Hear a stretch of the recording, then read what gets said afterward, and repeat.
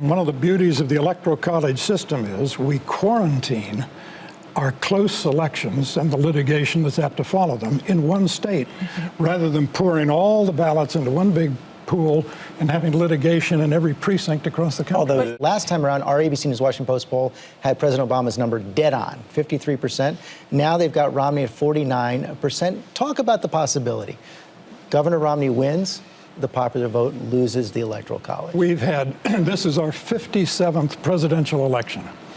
In 52 of them, at least, the popular vote and the electoral vote have coincided. John Quincy Adams in 1824, Hayes over Tilden in 76, Harrison over Cleveland in 88, Bush over Gore in 2000, and that's not a bad record, 52 out of 56.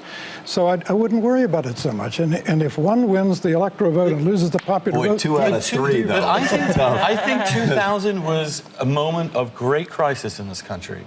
And I think a lot of the polarization in this country, after with 9/11, is what's caused this country to be what I would call a cold civil war. It would become even more partisan coming out of that. And it would become even worse. And in this partisan polarized environment, Glenn, we're also seeing a huge racial gap. 6 out of 10 voters, according to the latest, white voters voting for Governor Romney, about 8 out of 10 minorities voting for President Obama. Well, and not only that, but there was an Associated Press poll that came out this weekend that showed that actually the majority of Americans still admit, now this is a computer online poll, so people, I guess, are more honest than they are in a telephone poll, still admit racial bias. Now, that we elected a black president, so we didn't expect it all to go away. But theoretically, in a very tight race, if that affects 5% of the vote, which is what the assumption is, that could affect the outcome as well. Just pure animus. I don't think most people like to think that way, like to think that that's where America is. But I don't think you can ignore, it would be naive to ignore that as a factor. If Virginia and Florida go back to the Republicans, it's the Confederacy entirely.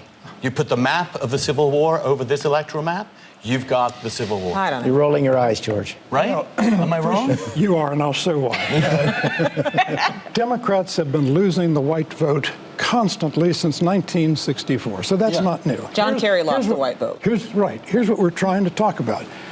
2008, Obama gets that many white votes. This time the polls indicate he may get this many. We're trying to explain this difference. Now, there are 2 possible explanations.